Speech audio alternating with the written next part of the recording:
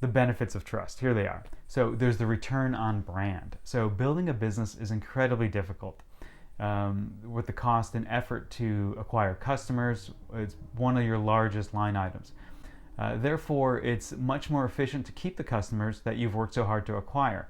And trust is a fundamental step in creating repeat business, which paves the way for customers for life. Trust allows people to believe in your business beyond your product or service, because the success of those things will ebb and flow. They might lose appeal. They might be the target of competition. But with those deep, mutually rewarding relationships, you're able to increase the lifetime value of your customers and increase your return on brand. Trust also allows you to amplify the money you're spending on marketing.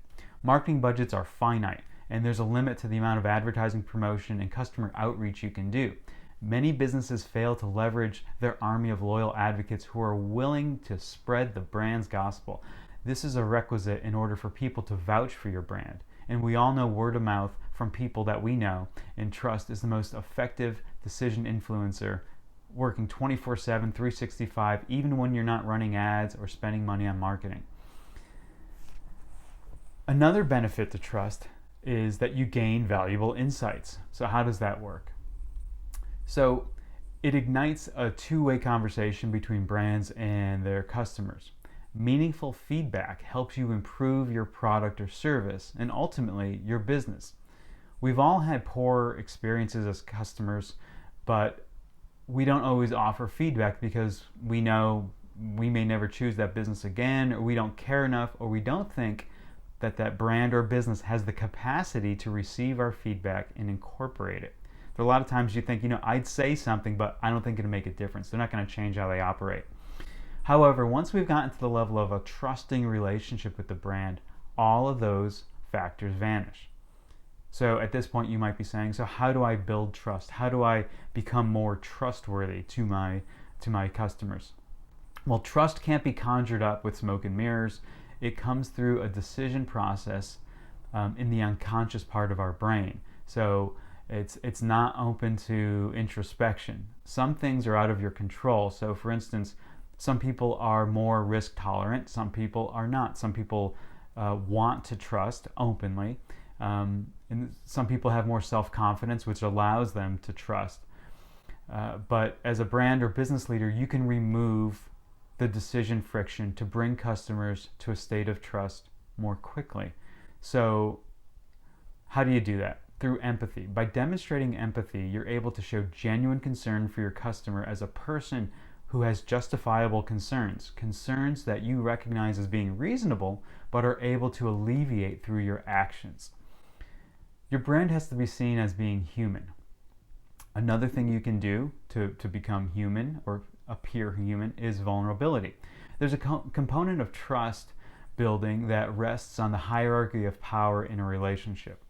A tyrannical government gives people no reason to believe that it will act in their best interest.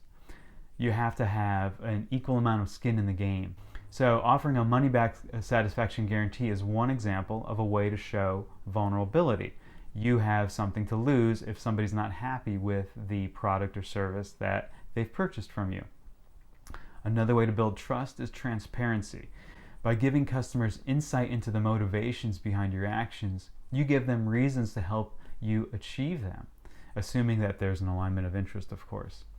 If a brand reduces the price of a product without mentioning they're clearing out soon-to-be outdated merchandise, you lose trust because you're going to buy that thing and the next week you're like, oh, there's version 2.0 and I just spent money on version 1. You lose trust when that happens. Another way to build trust is through consistency and reliability. Trust is forward-looking and it's based on actions of the past. When you build a track record of consistency, you build trust. And the other aspect of consistency is that people need to have similar feelings about every interactions with your brand. The advertising message has to match what salespeople are saying. The product has to match the company mission. There has to be consistency. Another way to build trust is through affinity. People will form trusting relationships more easily with people or brands with shared characteristics or values. That's why we ask our friends for recommendations and we'll put more credence in them than advertising messages.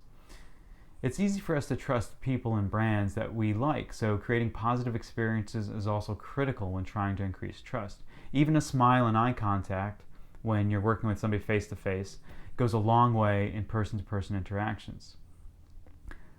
By building this alignment, you allow people to create meaning for themselves about your brand. You start to exist beyond just being a product or service. You have a fundamental reason to be in their lives. So, trust, your most fundamental asset. Trust is not a nice to have, it's everything. Trust will create lifelong customer relationships. It'll inspire a legion of fans to speak on your behalf and help people forgive less than perfect product or experiences or a service mishap. Trust is infinite, but there just isn't enough of it going around at the moment. The crisis of trust unfolding across the business landscape is an opportunity for smart businesses and brand managers to connect with customers at a deeper level by creating meaningful experiences and interactions.